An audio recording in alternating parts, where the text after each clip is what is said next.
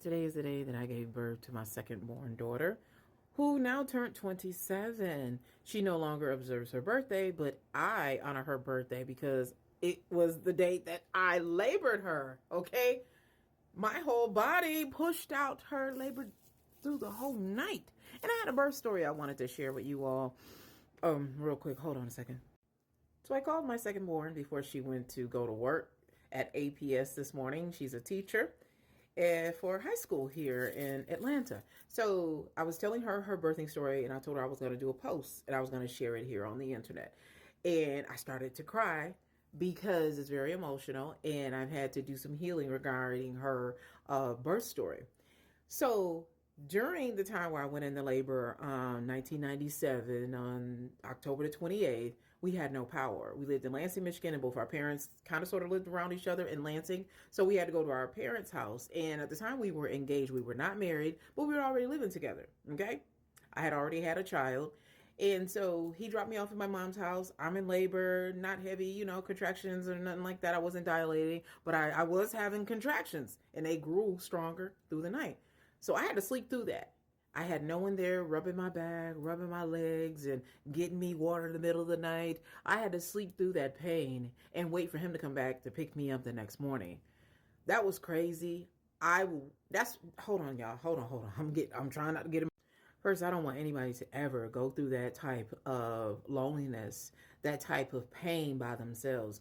I'm a big advocate of getting you a doula, paying a mommy's helper or a relative or a gal pal, getting in a friend circle to get that type of support to rally around you. No woman should go through labor and that pain, that whole process, that ordeal by herself.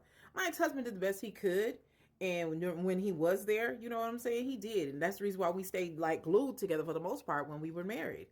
But my mom, I really and truly thought that she was going to be there. And I gave birth 5 times. And my mom came to 2 of my labors.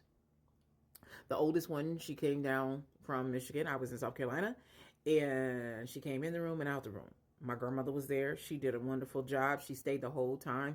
And then the father came. Okay. And then everybody named Mama was there. So I was not alone the whole time with my oldest. And then the second time I was with my ex-husband during the labor process. But then my mom came in and looked, said some things, slick shade, and then she left. She was not there for the whole labor process. She came after I was done. She said because she doesn't like to see her daughter in pain. Pain or not, okay, moral support means everything. Your presence, rubbing a back, staying on the doctors, staying on the nurses, making sure I'm hydrated, making sure I'm okay, mentally, and I'm not spazzing. Anyway, this is the reason why I'm a hands-on parent. This is the reason why I'm an advocate of intimacy, human touch, it, being there for those who we love. This is the reason why I'm so passionate about a lot of things. My kids know that I've been there for the rehearsals, the recitals, for the extractions. And if I wasn't there while my daughter had her too, I got my ass to South Carolina shortly after. I was there for her and have been there for her for the most part. But I'm going to tell y'all something.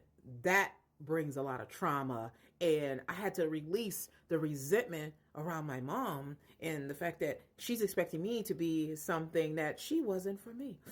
Ooh, I know. But anyway, I'm gonna leave it at that. Happy birthday, happy born day to me and birthday to my second born daughter. All right, y'all, I love y'all. Mwah.